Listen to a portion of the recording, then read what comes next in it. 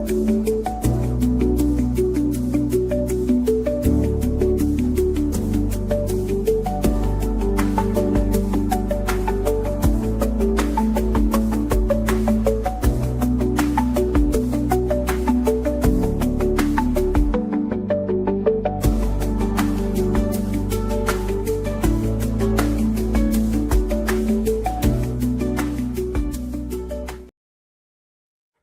evening, ladies and gentlemen, and welcome to the 710th edition of the Feuerstein's Fire American Soccer Show. I'm your host, Daniel Feuerstein, giving you American perspective of our clubs, leagues, players, national team, and other fabulous moments. Get your daily reading from me and other writers over at Beyond the 90, at beyondthe90.substack.com, and locally over at baddogsports.com.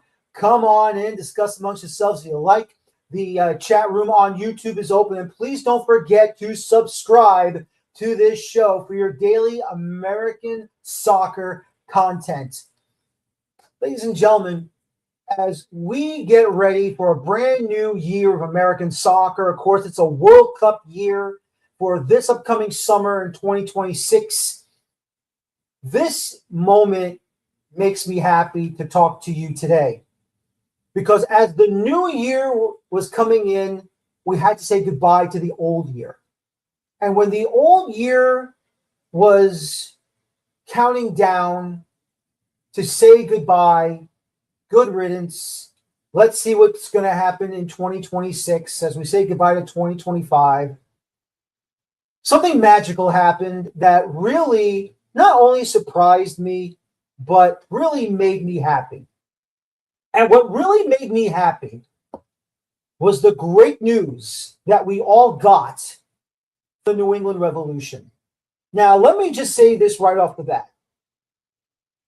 I have always been a proponent for this game that we all love and support. This game that we need to continue to grow, not just what's on the pitch, but off the pitch. And while we have a good number of MLS clubs playing in soccer-specific stadiums, and not just MLS, USL as well, in the Championship League, in League One.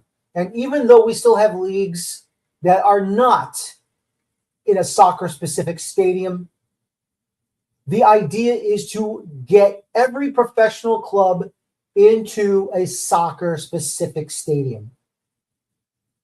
Because if we don't have that, we cannot have the other components that everyone wants that Europe has, that South America has, that Africa has, and Asia has. Stadiums for the game in the United States. And to our Canadian friends as well up north, we all know what Toronto has. We already know what Montreal has. Hopefully soon, Vancouver will finally get some agreements as well and finally get their own stadium for the Whitecaps. But stadiums are the most important situation this game needs in our country. Once every single club in every single league in the United States under the umbrella of the United States Soccer Federation finally gets their own stadium, then we can implement anything and everything we want. And when we get that stadium built for all clubs in MLS and all clubs in the professional levels, we are now on the advantage. We are set to move forward and finally get this thing done. Then everything else will come together. You cannot have disjointed soccer leagues and a disjointed soccer federation that continues to put ourselves in a disadvantage. The day that Columbus Crew Stadium was built, that set the trend. It did not matter if the seats were all bleachers. It did not matter if all the seats were regular chairs. As long as it was the official home of an MLS club or a professional American soccer club, football club, that's all that mattered. That's all we needed. And when that day, the final day of 2025, through our timelines on social media, not just for those in Boston, not just for those in Massachusetts, in Vermont, New Hampshire, Maine, Connecticut, the New England region. This is another win for American soccer as a whole.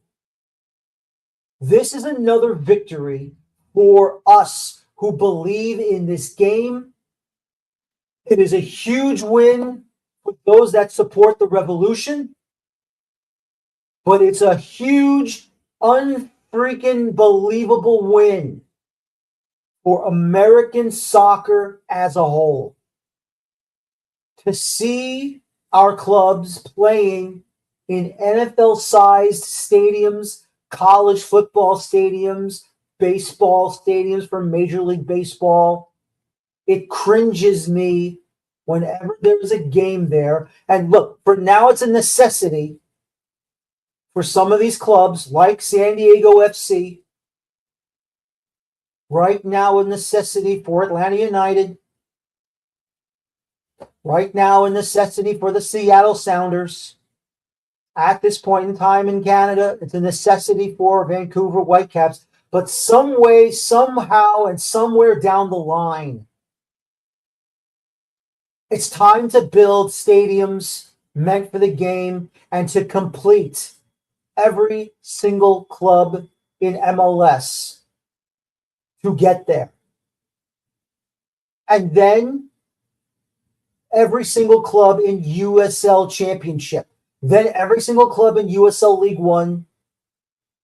And then hopefully, if there's another new division coming in, I'm not talking about a new league for a same division. We can get a fourth division, which is what I think we should be going towards next. Then we should have a fourth division league, and they should be building stadiums.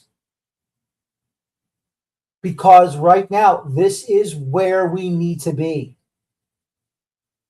That is not just history for the club, but the brick and mortar history to finally have a true home and no longer worry about sharing a field with an NFL team or a Major League Baseball team or a college football team.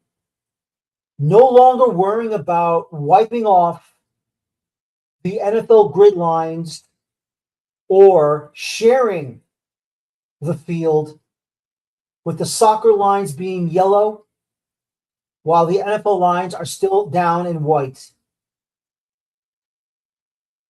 Those days will be numbered very, very soon. Very, very soon. And I'm excited. I'm happy. It makes me happy to see, while we can battle on the pitch, we can scream at each other in the stands, but when we all come together as one, and we all yell and scream for one another and say, congratulations to you, New England. Congratulations to you, Seattle. Congratulations to you, Vancouver. Congratulations to you, Atlanta. You have your own stadium. You are now joining the rest of us. You are now joining all of us. Now in Toronto, in Washington, D.C., in Orlando, in Miami, in Frisco, that uses Dallas, Houston, Austin, Sandy, Utah, Los Angeles and Carson, Portland, Commerce City, Denver, Minneapolis, St. Paul, very soon. Once they break ground in Chicago for their new stadium, we will be complete.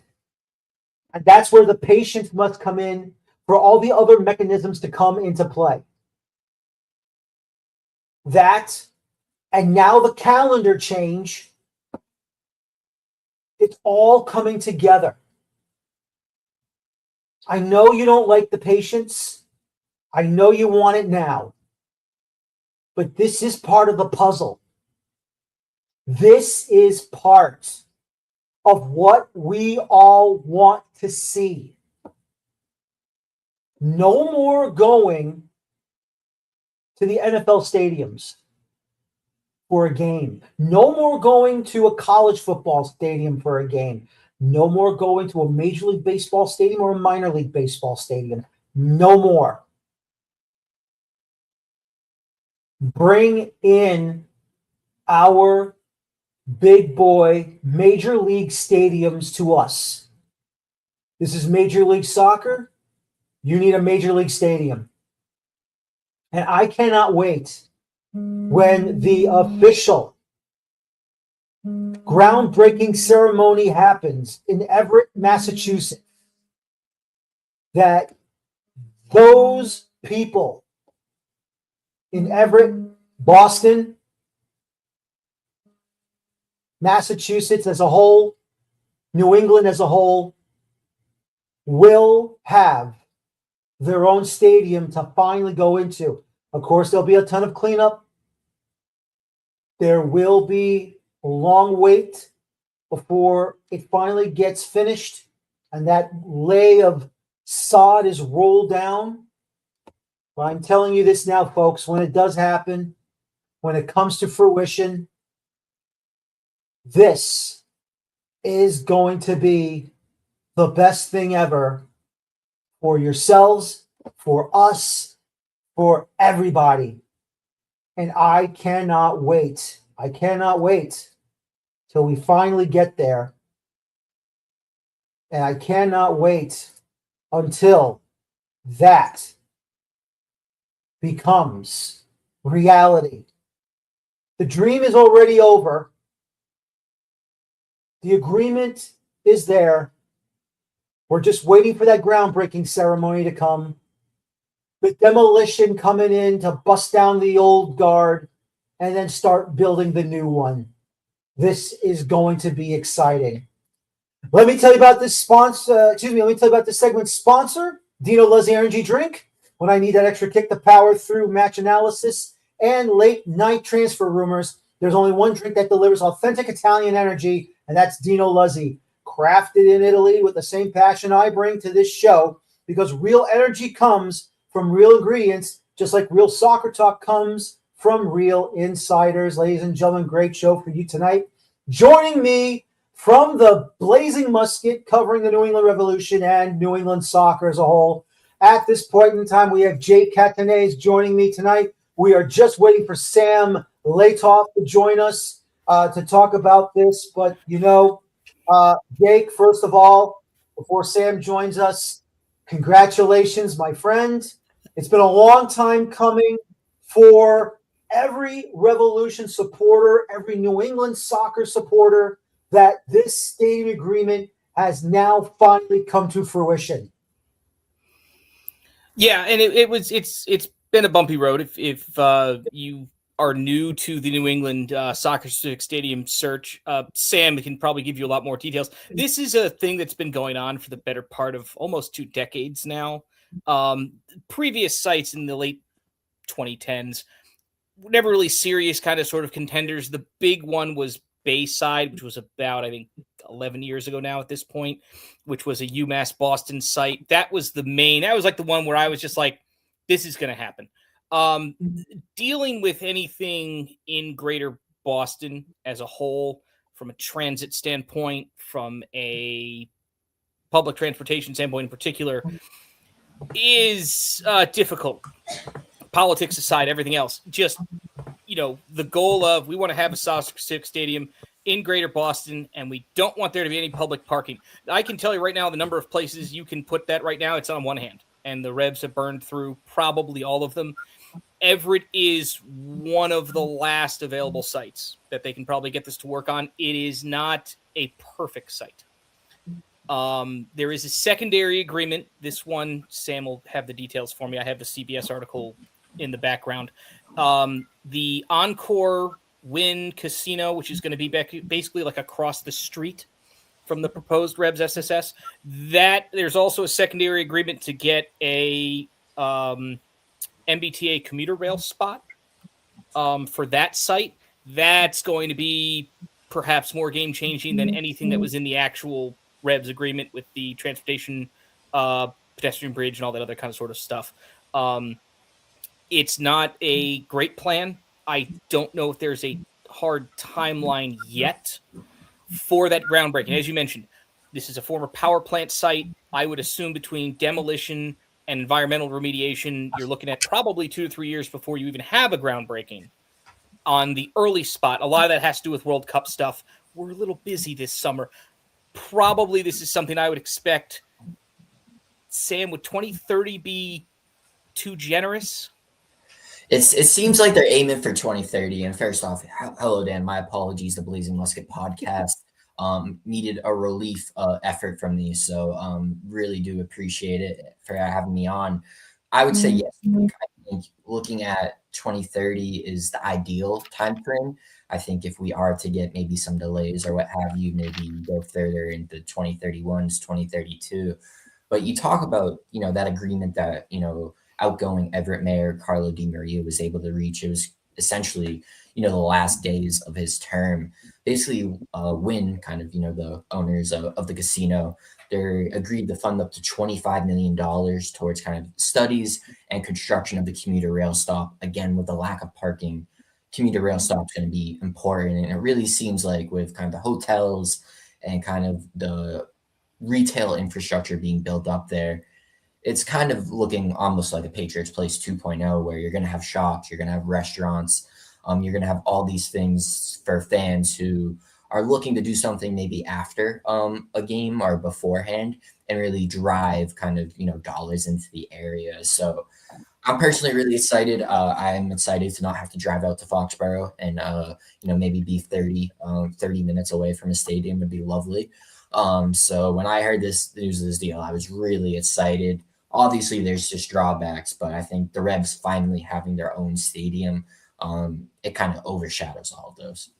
It really does. And I'm telling you, I remember the days when the Red Bulls were going to Giant Stadium, and I remember the final game at Giant Stadium for soccer. I was just, reminiscing about, what's going to be like when I finally drive to Harrison instead of heading all the way to the Meadowlands Sports Complex. And it was, I wouldn't say it was bittersweet. I would be like, good riddance. But no, absolutely. Look, as great as Foxborough is, obviously, and yes, look, at least you're grateful that the Crafts do own both teams, the Patriots and the Revolution. You didn't have to worry about paying rent or anything like that. Everything just came to Robert Kraft and his family. But to finally, even he knew this had to happen. Can't keep playing games in Foxborough where it's cavernous and you're not filling up the lower bowl all consistently every season. And this will help bring a lot of fans that will use now mass transportation, public transportation, whether it be, I believe it's the Orange Line, which you won't be too far away. Also, as you said, maybe the commuter railroad will have a stop there by Wynn Casino, which that would be fantastic as well. Local bus lines that will go into the Everett area when you cross over the Mystic River. This is a win-win for everybody, guys. An absolute win-win, Jake. I'm sorry, I'm being distracted by my roommate. Can I help you? That's Are okay. you busy? Are you get over here? Your roommate can take the camera time. It's okay. I'm sure he will. He's going to be back here in like 10 seconds. My cat Milo. Hi, thank you. Yeah, listen. I think the idea, and I've seen, again, being in effectively Fairfield County, Connecticut, I have done the trip from effectively Fairfield to Harrison. Now it involves a little bit of walking from Grand Central to the Path and then the transfer over there, Gerald Square. But it's a reasonable trip. It's not the end of the world. Is it annoying? Yes. Does it take me like 3.5 hours, depending on Grand Central transfer times? Yes. Am I going to have a similar problem now getting on a train to Boston? Kind of. It's a different problem because right now the amount of walking is probably at least a mile, maybe 2, depending if I'm walking straight to the Orange Line. There's a little, it's like a downtown square something red line transfer. I don't know. I have never used the T. I've heard stories about it. Most of them are bad. There's a lot that is overcome with the Revs getting this agreement done because now you're hoping at the very least some of those transportation issues will be at the very least availed to some degree. The Red Bulls and Harrison eventually, they just upgraded that train station a couple of years ago. I think I've only seen it once. I've seen it when it was under construction, but I was like, hey, we need to make this thing bigger because it's really hard to get, 20,000 people on and off this train every game. Let's try and do something similar. If you just shove everyone onto the Orange Line, that's not going to work. You don't have enough trains going, I'm assuming. So the idea of the commuter rail taking some of the pressure off of that, I think is great. Among the other upgrades that are going to happen over the next few years, again, that little pedestrian bridge from Sullivan Square and the Orange Line and things like that. The number of ways you can get to the stadium, I'm sure, is not going to be the issue. It's still a problem. It's, again, like it's not the best situation. It's not like you're getting off right in front of the stadium. There's going to be a little bit of walking. Yankee Stadium, same thing for NYCFC. You get off in a park, you walk quarter mile through, baseball field, and you're there at Yankee Stadium. Is it the best scenario? No, but for mass transit, it's pretty darn good. So that's, I think, to me, was the big hang up on this site was, and really what Boston's objections to it were, besides we're not getting any money because we rejected the other 4 sites that were inside of Boston. Now that all of that has been alleviated, now you can really start focusing on, okay, here were the 2 big problems that were solved between the Boston side and the Wynn Casino side with commuter rail. That combination now, I think my biggest hang-up was, how the heck am I going to get there? It's going to be a nightmare for me if I were to take a train from Connecticut. Now there's multiple options of things that I might be able to do based on commuter line and other things. I don't necessarily have to go into South Boston to the Amtrak station.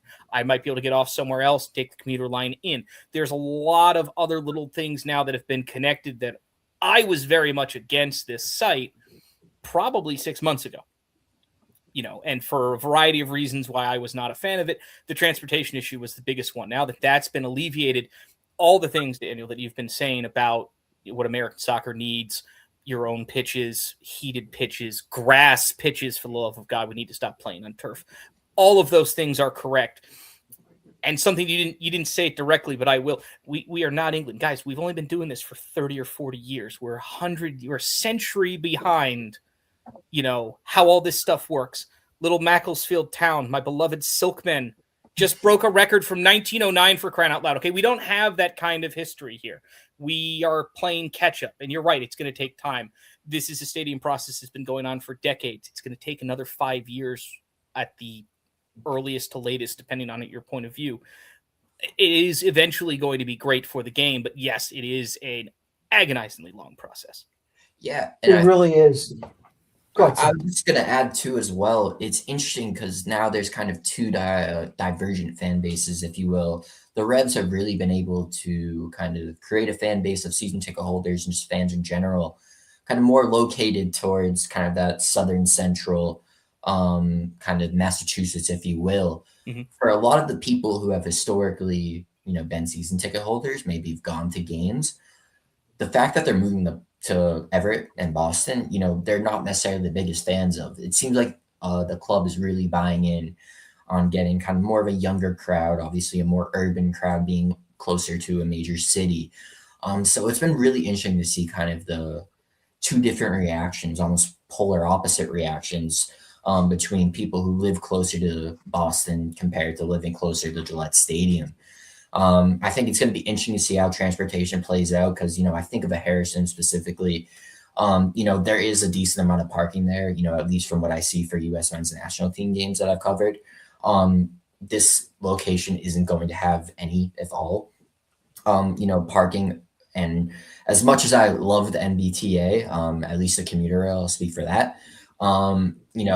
The bus system, constantly, whether it's the bus system, subway system, kind of other places, I'm kind of left astonished when I look at how it is, up here in Massachusetts. So I think the MBTA as a kind of authority and transportation authority will have a real undergoing and will really have to prove itself. But I really do hope that these transportation options and kind of the continued investment in public transportation pays off, and that people are able to get to the stadium, and fans are able to kind of watch soccer in almost the preferred or desired environment. I agree with you, because now it's up to MBTA to really step up to the plate. I mean, look, we all know the lines that gets to the TD Gardens for the Bruins, for the Celtics. Obviously, whatever lines get to Fenway Park, the commuter rail that does go to Foxborough for the Patriot games, and when the Revolution does play there as well, and any other events. But still, though, now they got to really step up. Now they got to really come in and say, look, now we know that we have something that we need to really pay more attention to, because, it's not just that particular line that will go to Sullivan Square to get to the new stadium. You got to really come together with all your lines so that you can get those multiple transfers going underneath, and so you can get to these games. Because now they got to understand, it's not just what goes on every winter at the arena, which will now be not just the arena now it will be in Everett when we switch the calendar. And everything else that goes along with it. And, they can pretend do this, pretend do that, all they want. The reality is this: you got to upgrade your system. That's just plain and simple. New York City will do that with the MTA. Obviously, Chicago will do it with the CTA. LA will do it themselves. San Francisco, Oakland with the BART. All these rails, even New Jersey Transit, they have to just, keep going and fix infrastructure and make sure everything is running smoothly, because, there's going to be major complaints all over the place if they do not do their jobs. Right, Sam? Yeah, exactly. And I mean, even for Reds fans currently, heading out to Foxborough, there isn't a whole lot of public transportation options. I would essentially say there is none. Just due to the fact that, MBTA doesn't run commuter rail trains, to Revolution games unless it's an Inter Miami game with Lionel Messi. They'll do it for Patriots games. They'll do it for maybe a select group of concerts. But for the Reds, they haven't done that. So I think the point of, like you've mentioned, making that investment, that's something that really does need to happen. And they need to commit to having a steady flow of transportation options and just, number of trains and number of subways to that stadium, just to really show that they can handle this. Because if they don't, it's going to be really tough for fans to get there. Everett's going to be upset because they're not going to be able to deal with kind of the traffic and, everything that's going on there. So it really is going to be interesting to see how the public transportation works out. I hope it does work out. But, when you look at New York, when you look at, Chicago, I think they've really invested and kind of proven that, they can really efficiently run it. Can't say the same about the MBTA. So I think that kind of point is going to be crucial for kind of, overall fan experience. But I think when you look at people who are in that greater Boston area, they're going to be able to get there no matter what. Maybe they have to deal with traffic. They probably deal with that going to Fenway. And I think people are already programmed, especially up here in the North Shore where I live. You take the commuter rail, you end up right in TD Garden. So if that can transfer into soccer, it will be absolutely amazing. But I think, like you mentioned, the MBTA really needs to step up to the moment. No, they really do. Let me go ahead and bring this up, guys, real fast here. And of course, this is from the Kraft Group on their statement on the new stadium. Of course, the Kraft Group has reached agreements with the cities of Everett and Boston, making an important milestone in our effort to transform a long-neglected industrial site along the Mystic River into a vibrant, publicly accessible waterfront destination and the future home of the New England Revolution. These agreements reflect years of collaboration with city leaders and community stakeholders to ensure the project delivers meaningful, lasting benefits for residents while addressing transportation, environmental, and municipal impacts. We are especially grateful for Mayor Carlo Di Maria's leadership and vision. At its core, this is an investment in Everett and its future. In addition, it provides improved access and an enhanced neighborhood experience by removing a physical and virtual barrier for the residents of Charlestown. And we appreciate Mayor Michelle Wu and her team's partnership. Jake, to you. Obviously, the battle with the politicians is a never-ending battle in Boston, in Massachusetts. Look, I have to say that I have never seen a political figure that runs a city and has no say in what another town outside of its borders has to do to help said major metropolis.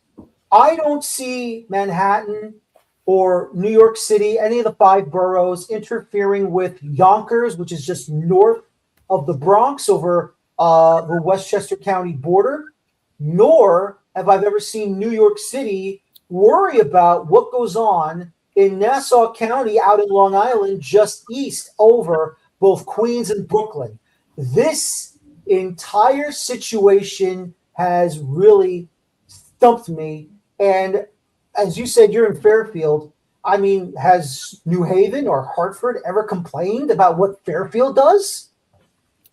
I mean, Connecticut kind of sort of complains about everything. Nobody likes us. We all hate each other. It's weird. Yeah, this is the outside part of me, like looking in, where I'm again a state and a half away. Why Boston is involved in this at all, aside from the MBTA as an entity, which again is run effectively out of Boston. Like, I get it, it's the regional authority. They have to have at least some say in the matter, but it's public transportation. It's been, as Sam says, unreliable at best and bad at worst in Boston. This is not a new problem. So now you're like, oh, we want to build something to make that problem worse. It's like, okay, well, what do you think all the money we've been giving you for rides and on tickets and all these other sorts of things, all this money that goes into infrastructure that is designed to just mitigate the cost of public transportation? I want to very much reiterate, public transportation should be more or less free. It's a public service, like any other public service, the post office and other sorts of things.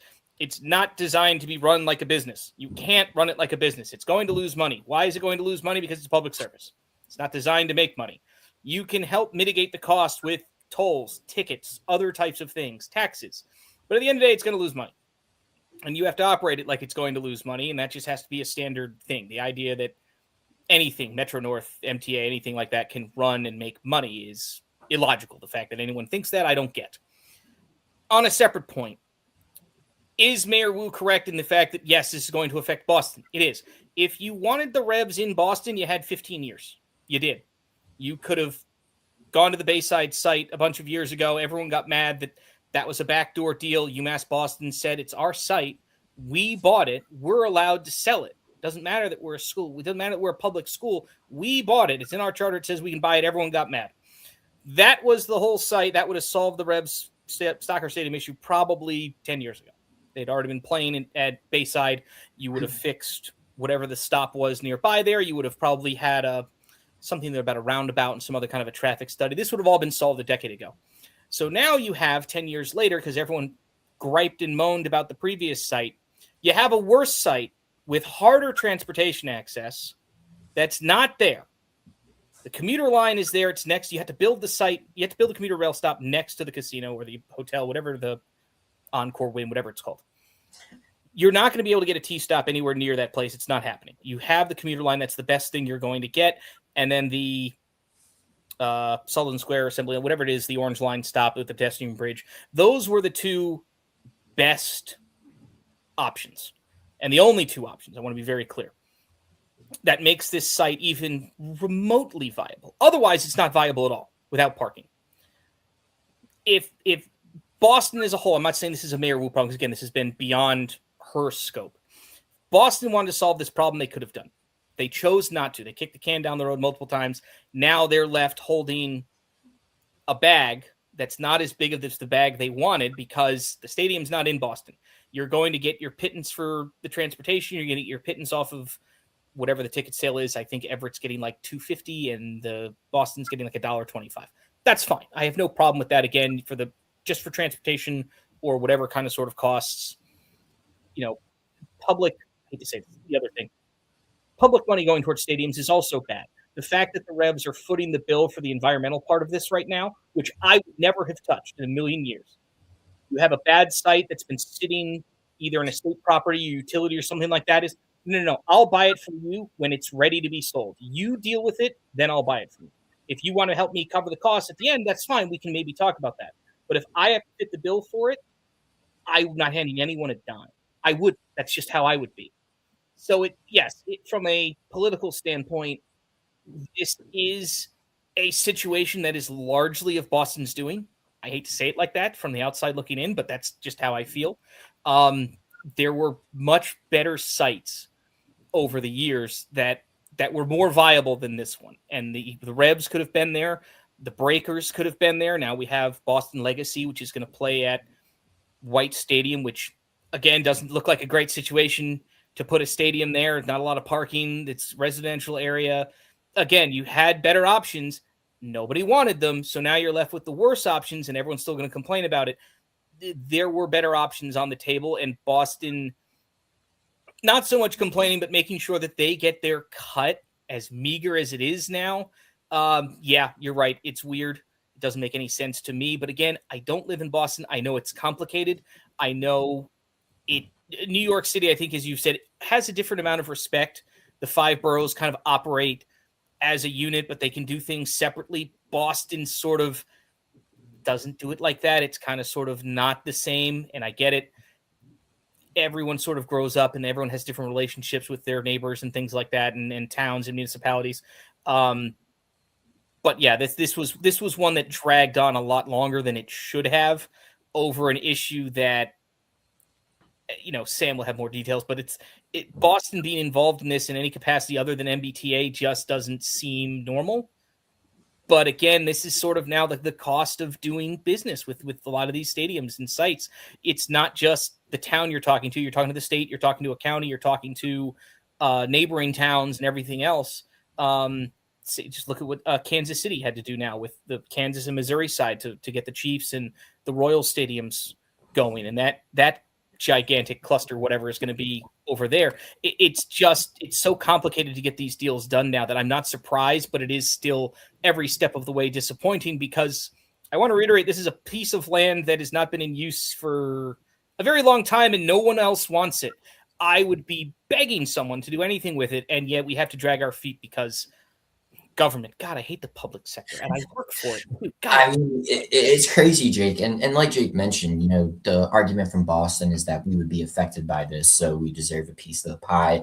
I mean, I personally don't know how common that is in stadium negotiations. I personally have never, really heard of it. I think, it is a good point that Jake mentions, maybe compared to the 5 boroughs up in New York, like with how Boston kind of annexed, some parts, that were close to it. They still seem to be really unique to themselves compared to kind of operating as a unit, I would say. But really, in general, I think it's great that Robert Kraft and the Kraft family is footing the bill. I think, like Jake mentioned, glad that public money isn't being put into, this stadium. I think it kind of goes above and beyond that. They're kind of footing some of the remediation costs. But I think, again, that's great that the Crafts are able to do that. But this was very political. There was one specific day, probably the most political day, happened to coincide with Matt Turner's transfer here. He had his introductory press conference. Basically, it started off, Mayor Michelle Wu had a press conference, basically, I'm going to paraphrase here, but basically being like, the Revs are offering us nothing, and basically, kind of blasting the Revs. Revs have their Matt Turner press conference. Then later in the afternoon, the Mayor Wu press conference was at across from the site. Revs go a different place, but across from the site, have their press conference, basically being like, we're trying to negotiate, but they're, not agreeing to, these offers, and we're making good offers. So, this was a very political thing, and I think it was added when Josh Kraft entered the Boston mayoral race. I heard that. Yep. Yeah, he ended up dropping out, but the stadium thing became a big sticking point because with Kraft's campaign, he was very much against White Stadium. Yet he was kind of essentially, he is a Kraft, working to get a stadium at Everett. So that really drew a lot of criticism. I would say from women's soccer fans, from probably Boston Legacy, the club, and then I think as well, kind of just Mayor Wu's side of things. So this was extremely political. I'm glad it was able to be solved. Carlo Di Maria was a big supporter of this. He ended up getting ousted. Lots of lovely stuff regarding corruption related to his campaign, why he was ousted. But he was a big supporter of this, and there was the question, if he goes, does the stadium go? But the incoming mayor is supportive of it. And like we kind of talked about, Carlo Di Maria was able to get some things in, at the finish line. But I think the political nature of this deal cannot be overstated. And I would agree that the fact that Boston's getting this amount of money is probably a little bit absurd, to use for lack of a better term. But I'm glad that the Crafts are, paying up. Me too. And you know what they say, Sam? You got to take some of the bad to go along with some of the good. Mm-hmm. And look, Di Maria he did a great job there. He just did a wonderful job to finally get this thing. And you know what? I mean, when they finally build it and you have your first home match at the new stadium, hopefully you get season tickets for life, because if it's not by him, hopefully the new mayor that did come in, probably, like you said, the new mayor wanted this. And if he would have picked it up from there, I mean, that would have been fine too. Because I think even he understood that outside of the casino, what else is there to do in Everett? Which I do not know. I know, Sam, you're closer to the situation than either Jake and I are. But, I mean, outside of the casino, what else is over there besides businesses and other manufacturing companies and whatever have you? Yeah, I mean, really, I would say it's that. You can go catch an Everett High football game because apparently they're just somehow one of the top high school teams in the nation. They just randomly crank out NFL prospects. But really, I would say the closest thing is Somerville. They have Assembly Row, which is nice.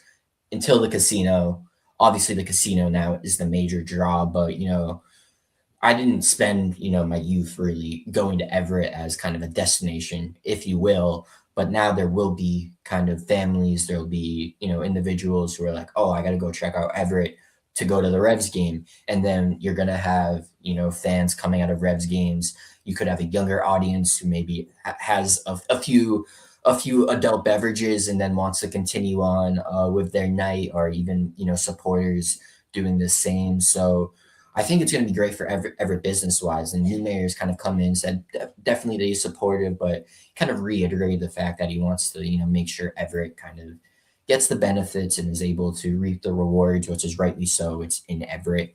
But I, really confident that things will get seen out. And I mean, again, when it comes to Revolution Stadium, it's always, wait till shovels in the ground, wait till the first game's played, wait till hopefully that grass is laid. But it's really seeming like, everything is going to come fruition, and we're going to be able to watch the Revs play in a stadium of their own one day.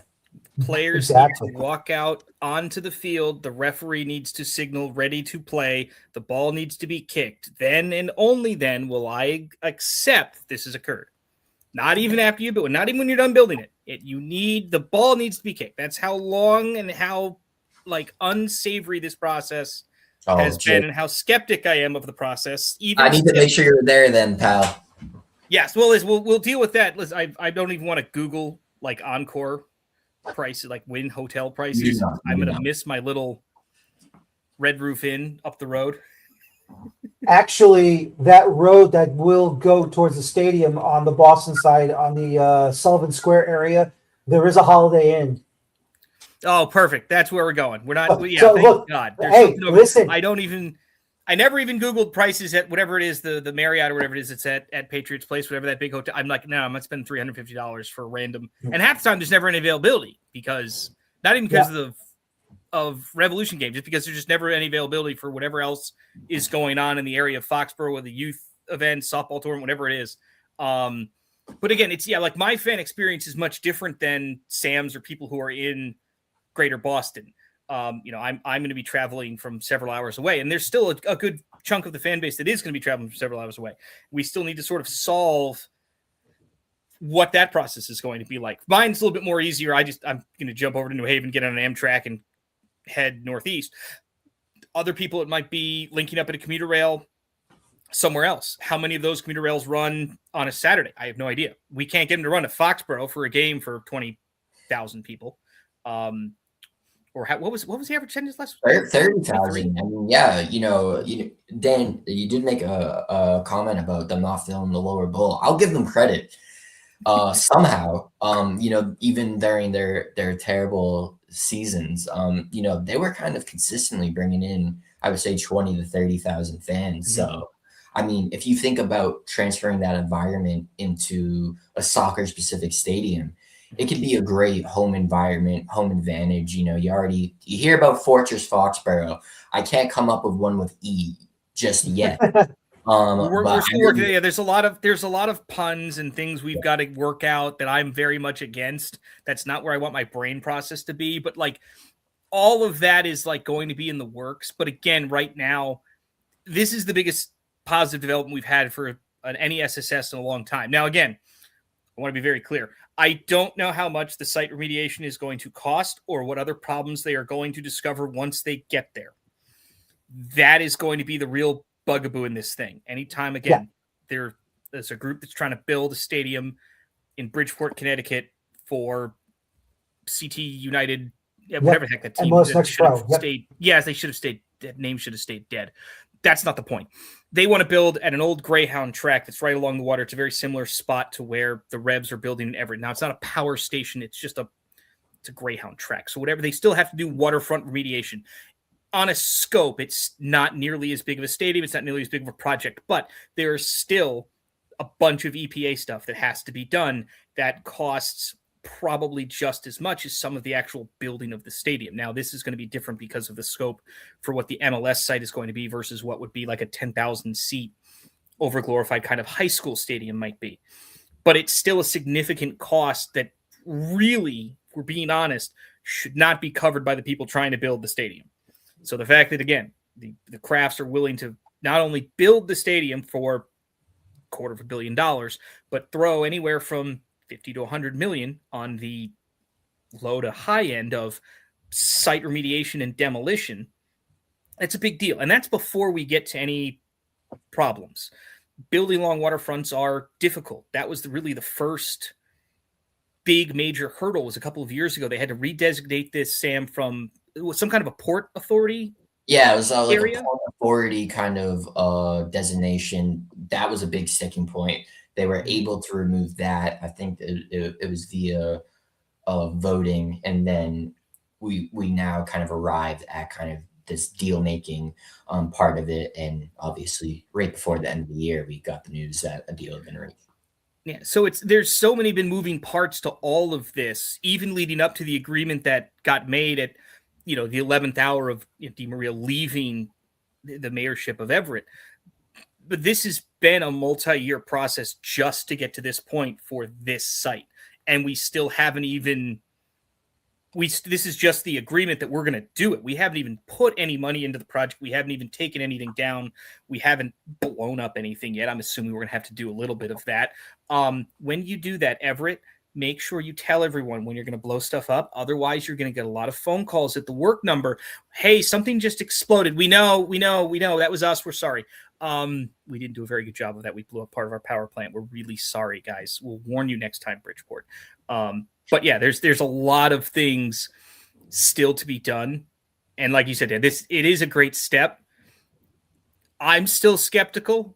I think I should be skeptical because this adds an extra hour and maybe like $100 to every time I want to go and watch a Revs game now, which is fine. I don't do it very often. It's not the end of the world, but it's a different experience for me than it would be for Sam and a lot of other people. So like, I get it. It's like, I'm allowed to be skeptical. It's pain in the butt for me, but it also, it adds a unique opportunity for a much larger urban fan base to really approach this team that Marko Mitrovic right now is turning into like a U23 wonder kid kind of sort of team. We're a little excited for that. I think it's going to be fun.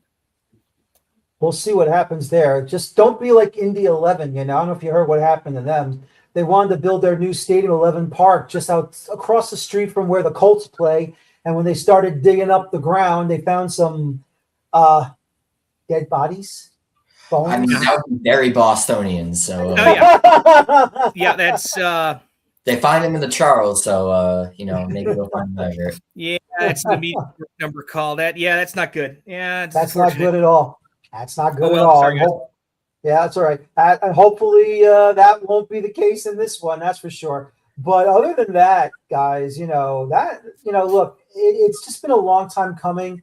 Silly politics involving themselves, trying to, I don't know, what were they trying to do? Just, we don't care about the sport, or we only care for the kids, just not the professionals. I mean, just to whine and cry and complain about why this is not good for Boston, when now, I mean, look, this is their own fault.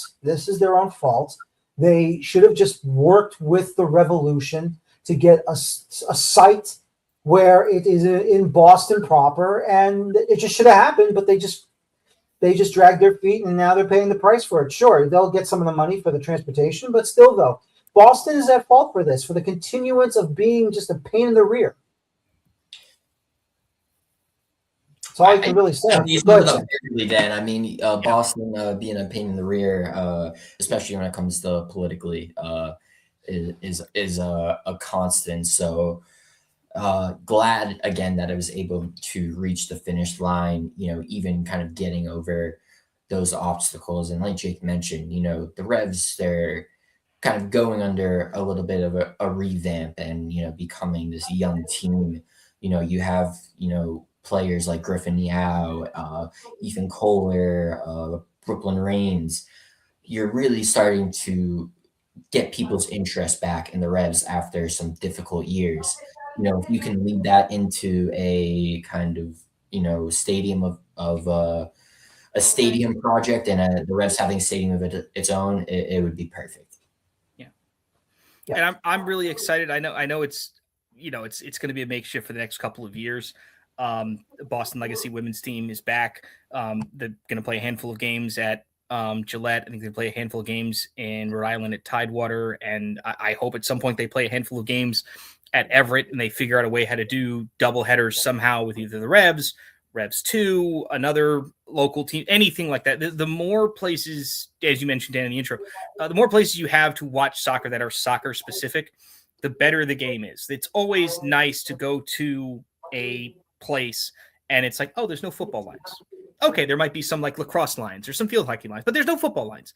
I can live with that. Having to deal with 8 different colors of lines on my turf, not where you want to be in a professional or even semi-pro developmental kind of sort of league. The more places we have that are soccer specific, and grass, I want to emphasize grass. Grass is a necessary thing here.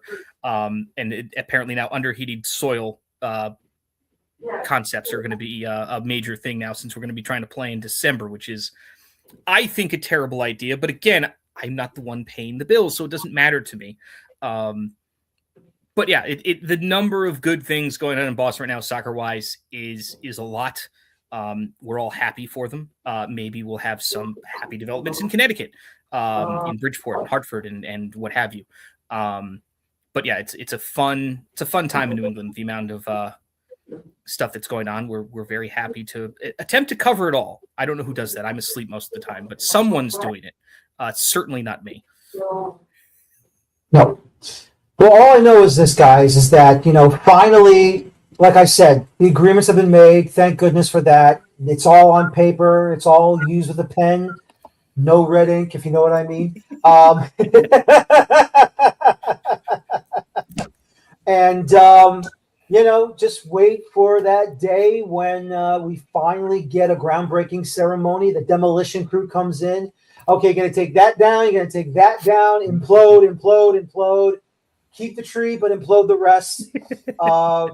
And then finally, the construction crews comes in with the big cranes and the big shovels and everything. And then you see the bricks, the mortar, the concrete, the cement, the pipes, the fittings, and everything. And then the lights, and then the rolling sods, the big rolling spools of sod coming in to say, look, this is coming, this is happening. Jake, I understand when they blow the whistle and when they kick the ball, finally we have our thing. But you know, when you actually step into it, you're just hoping it's not a Hollywood sit and it falls down on you. Like I said, that's the whole thing. Listen, I know we're being a little over dramatic, a little over skeptical, but we've been. I thought there were times where I thought the Bayside site was farther along than this. Obviously, there were other political submarining issues that happened there. But this now is like, nope, it's on paper. Everyone wants to do this. I think the next big hang up, like I said, is going to be the environmental remediation, getting that, I guess, the park ground along the water's edge, which I'm assuming that's mostly there for the reasons, erosion, all that other kind of sort of stuff. There's smart engineering people who make a lot of money who are going to design these things.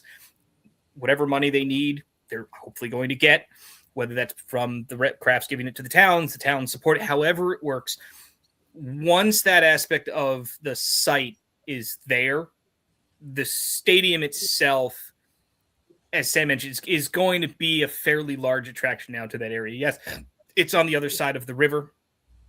It's going to be next to the casino. I think the commuter rail stop at the casino, however it is you're going to get from that side of the casino ground over to the stadium, I think getting across a semi-highway to make that work along with the casino property. There's a couple of other parks along over there, that trails and things like that. Whatever everyone decides in the next 4 or 5 years of how that process will work, those were the major hangups for the actual, like, just the making this even viable. Now everything is in place, as you said. We can breathe a little bit easier. Probably not going to start anything until after the World Cup, would be my guess, if at all. But now you can actually start, at least get people on site and start ballparking. Okay, how much is this going to cost? Because this might suck. Because, you know, getting rid of old power plants, everything like that, it's not an easy experience.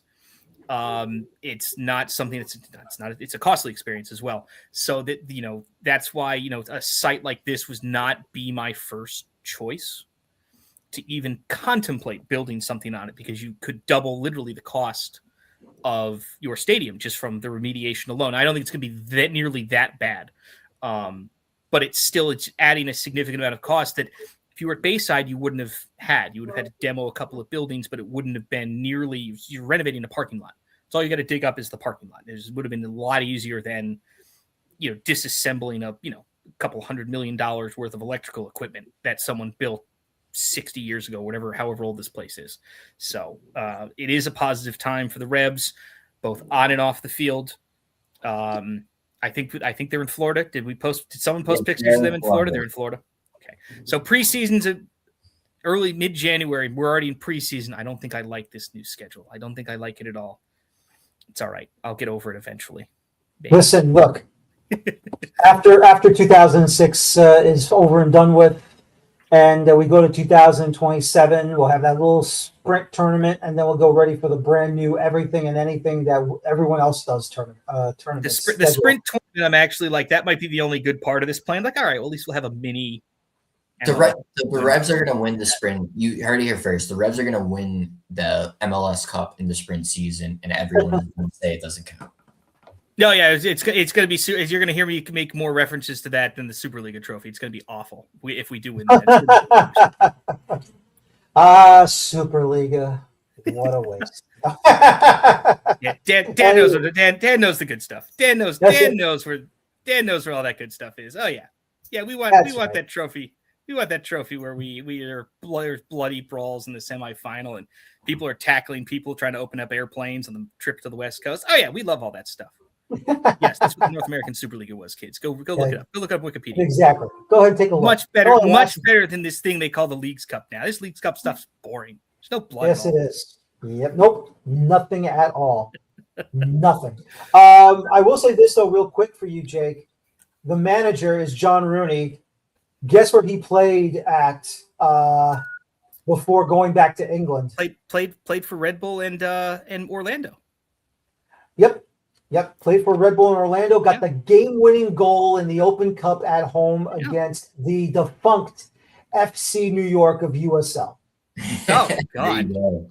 that's a stat right there. Yeah. Yes. No, it's There you go. Look at there's a really nice video. I don't know if I'm sure you've seen it, Dan. There's a really nice video of Wayne Rooney for whatever BT Sport, whoever it is over in England, interviewing his brother after they beat Crystal Palace. And I'm just thinking to myself, there's no way you thought at the end of this game, Wayne, that you were going to be interviewing your brother at the table going, can't believe you just pulled that off, man. What happened? I don't know. We scored two really dumb goals.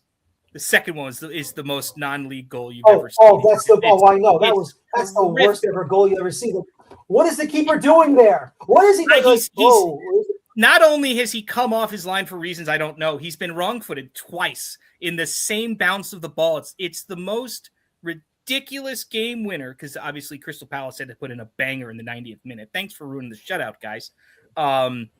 But yeah, it's a wonderful story for those real quick who don't know. Macclesfield Town was liquidated during COVID. They got relegated effectively out of the Football League. Not only they relegated out of the Football League, they got relegated of everything. They had to reform as Macclesfield FC in the 9th division. I think it was in the 2022 season. They've gotten 3 promotions in 4 years. They're now in the 6th-tier Conference North. And they have just beaten Crystal Palace, who's 117 places above them in the English pyramid. Now, I haven't done the conversion into US, but basically this is the Bridgeport Bluefish beating the Revolution at soccer is what I've basically figured out. It should not have happened, considering the Bridgeport Bluefish are a baseball team that haven't played baseball in 8 years. It's absurd, and this is why we love this sport and why we want to have this sport in as many places as possible. So this absurdity can happen as far from Burlington to Bridgeport to Foxborough. We want it everywhere. Yeah, exactly. That's why this sport is so great. That's why that's the problem that people don't understand. This is where you give these opportunities to these teams who have to, first of all, Macclesfield has to qualify for their position.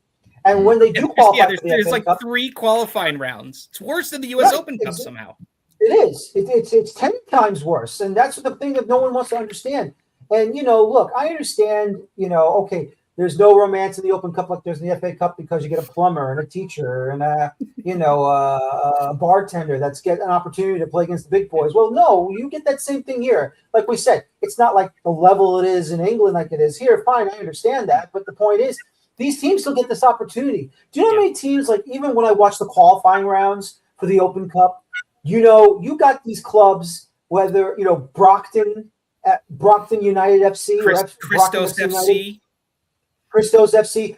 Brockton is the top club in amateur soccer in Massachusetts, and they lost to Club Deportivo Fialenza, who qualified for their second Open Cup appearance this year. I had their head coach on. I said to him, Brockton's a damn good club in the amateur levels. He goes, "Oh, trust me, I know how tough they are." And it was amazing just to have the conversation with them. They know. I mean, if you look, you go to Milwaukee Bavarians, you go to Verein. I always screw up the name because it's a German name, but it's in eastern Pennsylvania, just outside of Philadelphia. Veregung Erzgebirge or VE Club. I know the one they got eliminated. They got eliminated by Oakland United out of South Jersey in Oakland, New Jersey. They got outed. They got ousted by them. They were in the USASA like Region 1 final a couple of years ago, I think. Yeah. That Pennsylvania team. Then you've got El Farolito, the Burrito Supreme guys out of California. Mm-hmm. They've got I'm gonna blank on the name now because it's gonna kill me. Former Rev striker, it's his little brother.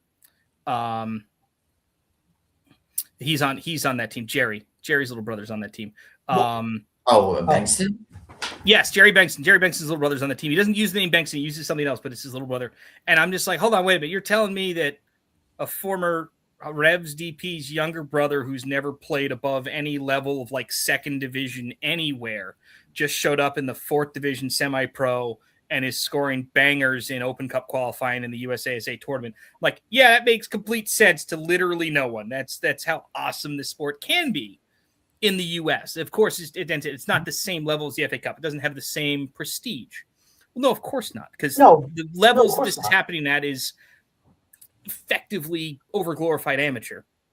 But it's still a lot of these guys have pro level experience, look at the Des Moines Menace. Hell, how many get all of Sasha Kleshton's buddies, make a semi-pro team, and go Manitoba Cup run. You can probably pull it off against a bunch of 18-year-olds if you can still run with them, which is I think Sasha learned he might not be able to. Sorry, Sasha, we love you, but it's Father Time's undefeated for a reason, bud. But it's like that's the fun part when you start like going through these box scores. You're like, I know some of these guys. Where have I seen these guys before? And you find out they're like retired pros from 10 years ago. You're like, oh, that's why that name sounds familiar. I've watched these guys. I've written box scores with them and all these other things. And when you get a game like Macclesfield or Grimsby Town over Man United, which I love that one too. That was great.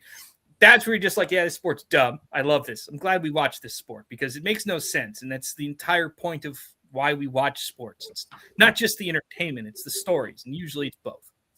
Yeah, exactly. I mean, just to tell you this real quick, down in South Florida, Miami United is one of the tougher teams in South Florida for amateur qualifying for the Open Cup.